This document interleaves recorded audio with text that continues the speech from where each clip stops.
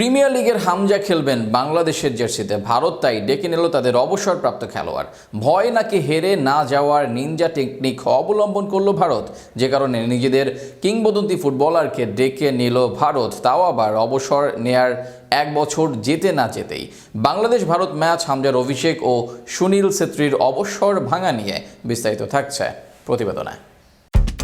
এবারের বাংলাদেশ ভারত লড়াইটা আগেভাগেই ছড়াচ্ছে বাড়তি রোমাঞ্চ। এই ম্যাচ দিয়ে প্রথমবারের মতো বাংলাদেশের জার্সিতে মাঠে নামবেন ইংলিশ প্রিমিয়ার লিগে খেলা হামজা চৌধুরী। এই ম্যাচকে সামনে রেখে অবসর ভেঙে ফিরে এসেছেন ভারতীয় ফুটবলের কিংবদন্তি সুনীল ছেত্রীও।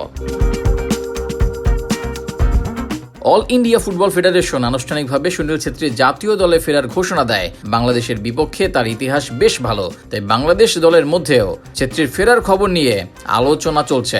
ইতিমধ্যে সৌদি আরবে প্রস্তুতি শুরু করেছে বাংলাদেশ ফুটবল দল। প্রধান কোচ হাভিয়ার কাবরেরা ও 2 ফুটবলার সাদউদ্দিন ও শেখ মুরসালিন এই প্রসঙ্গে তাদের মতামত দিয়েছেন। 2019 সালে কলকাতার সল্ট লেকে ভারতের বিপক্ষে 1-1 গোলে ড্র করেছিল বাংলাদেশ। সেই ম্যাচে বাংলাদেশের একমাত্র গোলদাতা সাদউদ্দিন সুনীলের ফেরাকে স্বাভাবিকভাবেই দেখছেন। ভারত ম্যাচে আবারও গোল করার প্রত্যাশা ব্যক্ত করেন সাদ। 2023 সালে সাফ ফুটবলে অভিষেক হওয়া শেখ মুরসালিন এখনও ভারতের বিপক্ষে খেলতে পারেননি। তিনিও ছেত্রীর ফেরায় উচ্ছ্বাসিত। ভালো হয়েছে যে সুনীল আসছে, না হলে ম্যাচটা অপূর্ণ থাকতো। আমরা ভারত ম্যাচের জন্য প্রস্তুত। এবার সবকিছু আগে থেকেই শুরু করেছি, এই ম্যাচটা জিততেই হবে।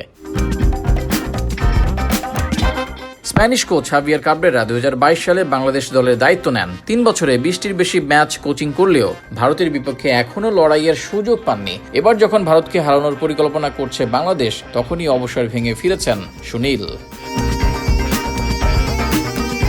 তবে কাবরেরা প্রতিপক্ষ নিয়ে নয়, নিজেদের প্রস্তুতির দিকেই বেশি মনোযোগ দিচ্ছেন।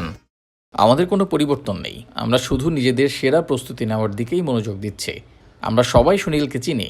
সম্প্রতি বেঙ্গালুরুর হয়ে দুর্দান্ত খেলেছে সে। ভারতীয় ফেডারেশন তাকে ফেরানোর সিদ্ধান্ত নিয়েছে। এতে খেলা আরও উপভোগ্য হবে।